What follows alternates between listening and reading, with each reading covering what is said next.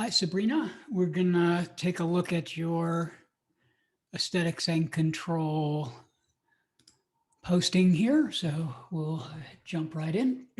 Take a look at the overview here. We've got to hold, identified as focal length 1, focal setting 24. Good.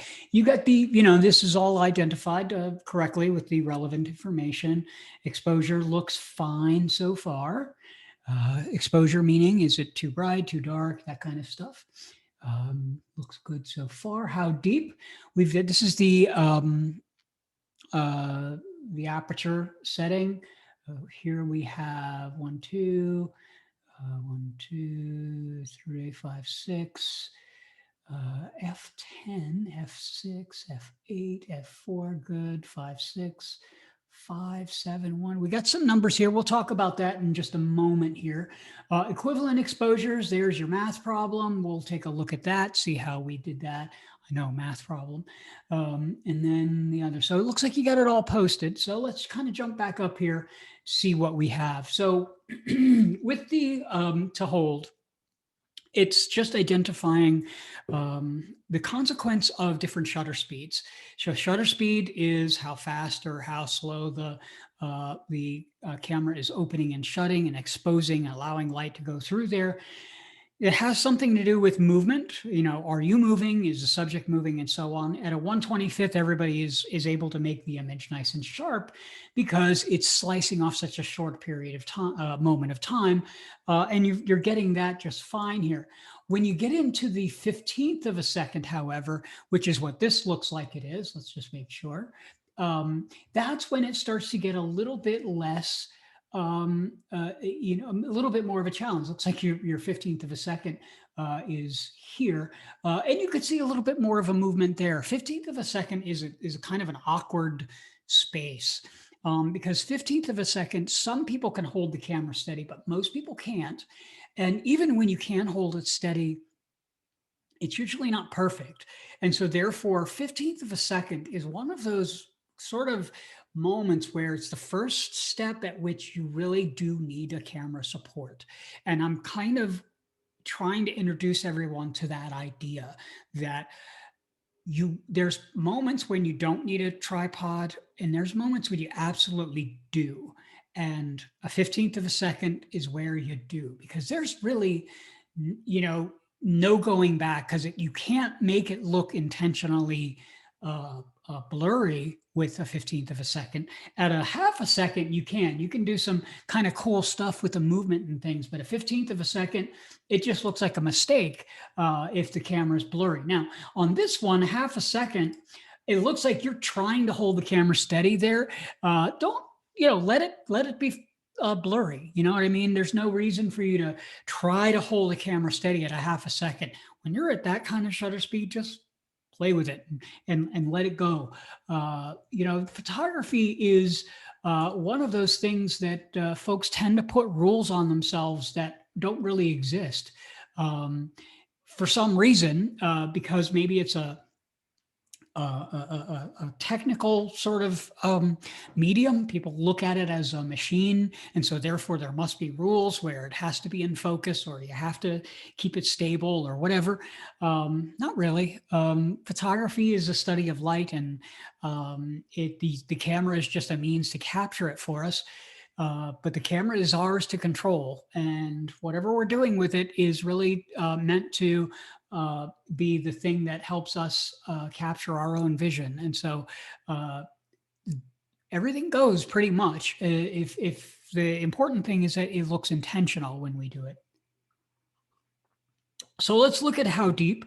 How deep is the aperture experiment, and that has more to do with giving an aesthetic to the numbers of the size of the hole in the camera. So the apertures are the size of the hole of the camera. When you're opening up the shutter, you take the picture, the aperture is that size of the hole that the light can pass through. That's called the aperture. And so these have different numbers assigned to them. But what do those numbers mean? It's all abstraction. So this experiment is meant to give those a visual. And the visual is the depth of field. In other words, how deep is the depth of field or how shallow is the depth of field. And it looks like at first here we have, you're kind of getting it right, F11 and F8, F11. And then we kind of jump to this different composition. So you've got here, here, and then we're at another composition and another composition. Like, I'm not sure whether you understood the instructions perfectly or not. It seems like maybe you misunderstood the instructions a little bit, because we're only doing like 2 settings here. And I think your camera probably has more than 2 f-stop settings at a particular focal length. Maybe I'm wrong. Maybe you only had two settings. I mean, that would be unfortunate if your camera only gave you 2 f-stops at 55. But nonetheless, they're there. Now, the one thing that we are getting here, if we look at the how deep, is here we got 7.1 and 10. Now, those aren't f-stops. Those are in between settings between f-stops. I'm saying they are f-stops, but they are not the f-stops that we're identifying. They're not numbers that we're identifying as whole f-stops. Understand that. We're using certain numbers as whole f-stops. Those numbers are traditionally used as f-stops. That starts usually on most of your cameras at 5.6. Some of you have f4, that's a whole f-stop. Some of you even have 2.8. My camera has 2.0 because it's the lens is a little bit more expensive, or a little bit more of a pro style lens. But you have 2.0, 2.8, 4, 5.6, 8, 11, 16, 22. Those are the numbers. I have them on that handout, and those are the numbers what we're using. Anything in between that are just steps. So when we're identifying 7.1, that's something that is in between 8 and 5.6. That's like not a number that is really an f-stop. That's just a little click between 2 f-stops. 10 is in between 8 and 11. So it's not really an f-stop. It's just a click in between the two. So it's a size, but I want you to understand that those are steps in between. But I'm not sure what's going on, why you only have the 2 sets. I may ask you that when we're back in the studio, as to whether you had that or not. Again, 5 and 1, 7.1, those are steps in between 4 and 5.6. 7.1 is a step between 5.6 and 8. Those aren't real whole f-stop numbers that we're working with. So I want you to avoid those when we're working with them, because they're not really the numbers that we're identifying. The numbers that I gave you guys on that chart on the handout, those are the ones we want to be working with. You may not have to do any of these over with. We'll look at where you are maybe after Thanksgiving break, what your grading is and stuff. And if we need to improve on this one so that we can bump your grade up a letter grade or something, we have room to do that. I wouldn't over sweat it too much at this point, though. Equivalent exposures. This is basically just the math problem where you're trying to get the solution correct. We started off with the f8 at a 60th with an ISO of 200. And then I had you click and go in one direction by a certain amount, and go in the other direction by another certain amount, and so on. And so here we have f8 at a 60th, ISO at 200.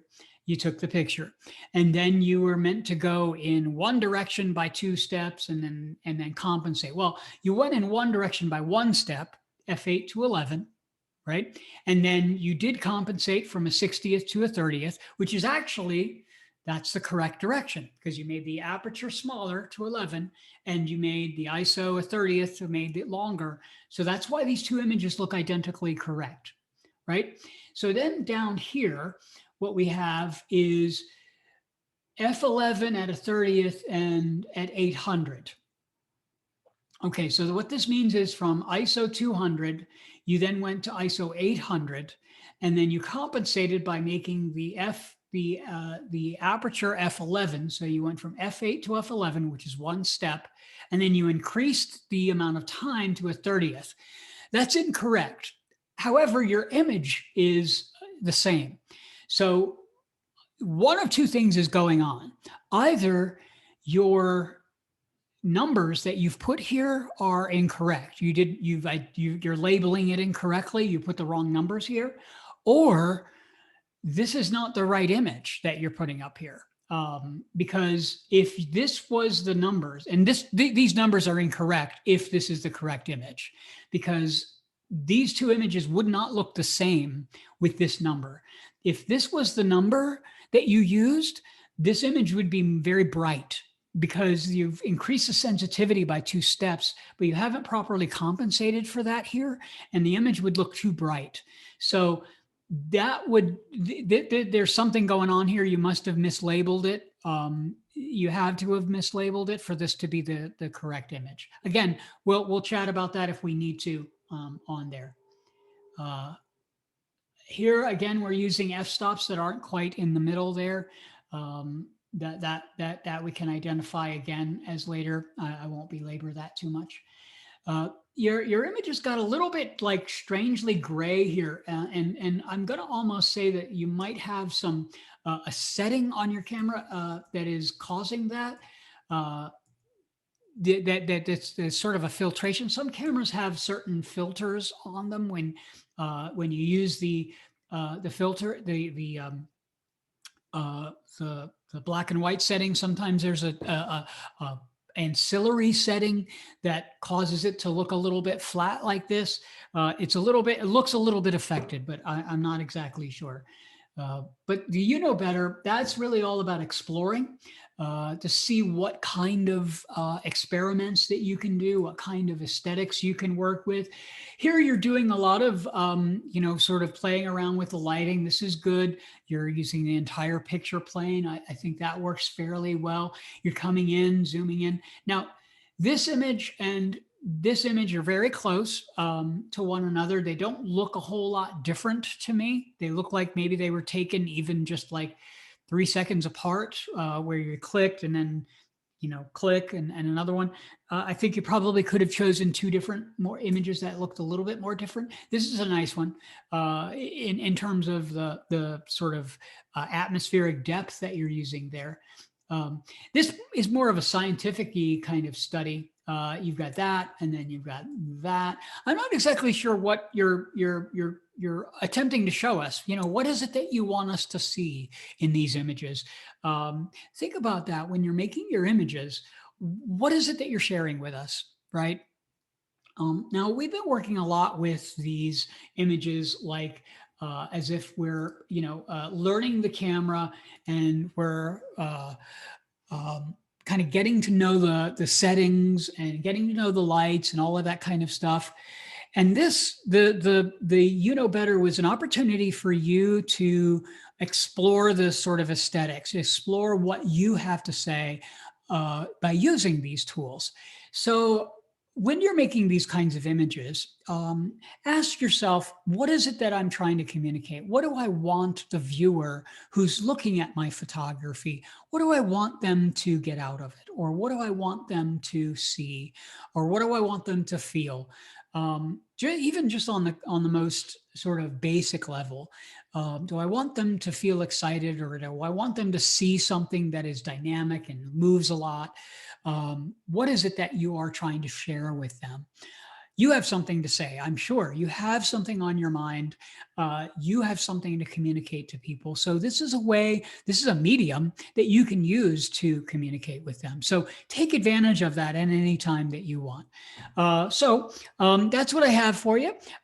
We will continue to work on our images, and we'll see you in the studio. All right. Bye-bye now.